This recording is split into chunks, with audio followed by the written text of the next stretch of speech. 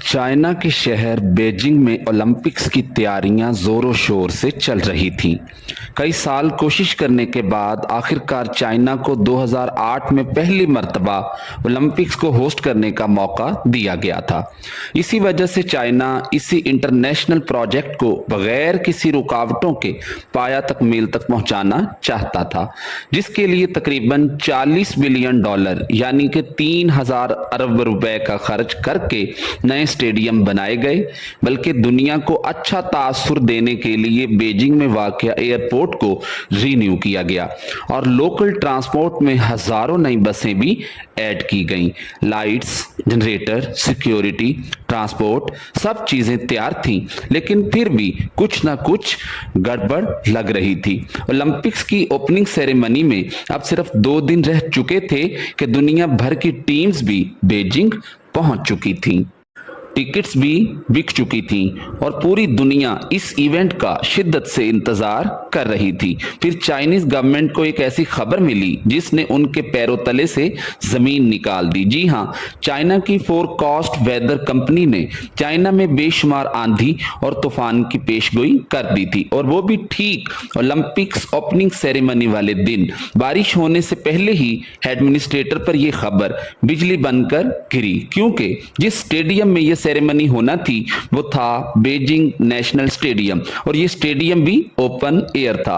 यानी कि इवेंट, ये चाइनीज की सालों की मेहनत एक ही घंटे में खत्म होने वाली थी। अब इवेंट में सिर्फ 1 दिन रह चुका था और सारे एडमिनिस्ट्रेटर सर जोड़कर बैठे थे। फिर चाइनीज गवर्नमेंट ने एक ऐसा हल निकाला कि बारिश भी होगी लेकिन बीजिंग का स्टेडियम और सड़कें गीली नहीं होंगी। नाजरीन, फैक्ट्स एक्सप्लोरर की वीडियोस में एक बार फिर से खुशामदीद। इस मसले से निपटने के लिए चाइनीज ने क्लाउड सीडिंग नामी टेक्नोलॉजी का इस्तेमाल किया और इवेंट के दिन ही जब घने बादल बीजिंग की तरफ बढ़ रहे थे और उनको बीजिंग के बाहर ही बरसने पर मजबूर कर दिया, जिसकी वजह से इवेंट के वक्त आसमान बिल्कुल साफ हो चुका था।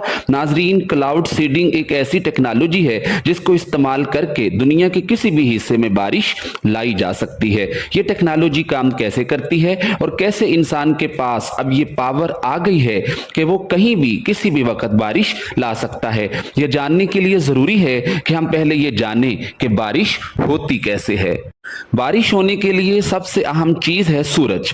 जब सूरज समंदर के ऊपर रोशनी करता है तो पानी अवेपोरेट होता है और अवेपोरेट होने के बाद गैस बनकर आसमान की तरफ चला जाता है। आसमान की तरफ जाते ही गैस ठंडी हो जाती है और वापस पानी बन जाती है।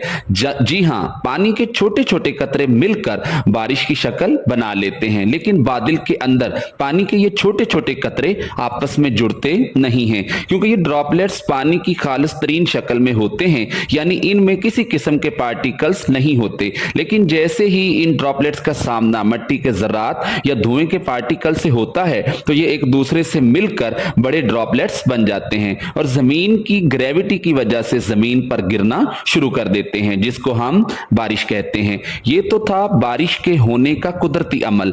नाजरीन, अब हम जानेंगे कि क्लाउड सीडिंग टेक्नोलॉजी से बारिश कैसे बनाई जाती है। क्लाउड सीडिंग टेक्नोलॉजी दुनिया में पहली मर्तबा 1946 में अमेरिकन साइंटिस्ट विंसेंट सिक्योर ने मुतारफ करवाई थी, जिसमें सिल्वर आयोडाइड नामी कंपाउंड को आसमान के ऊपर बादलों पे स्प्रे किया जाता है, जो बादल में मौजूद पानी के छोटे छोटे ड्रॉपलेट्स को एक दूसरे के साथ मिलने पे मजबूर कर देता है और आखिरकार ये ड्रॉपलेट्स इतने बड़े हो जाते हैं कि ये ग्रेविटी की वजह से जमीन पर गिरना शुरू कर देते हैं। यही वजह है कि इस बारिश को रेन नहीं बल्कि आर्टिफिशियल रेन कहा जाता है। 1976 में यूएस और वियतनाम की जंग के दौरान अमेरिका ने वियतनाम को क्लाउड सीडिंग टेक्नोलॉजी के जरिए से शिकस्त दी थी, लेकिन सवाल ये है कि आखिरकार कैसे अमेरिका ने इस टेक्नोलॉजी के जरिए वियतनाम की आर्मी को कमजोर कर दिया था। नाजरीन, हुआ कुछ यूं था कि 5 साल पहले चलने वाली इस जंग के दौरान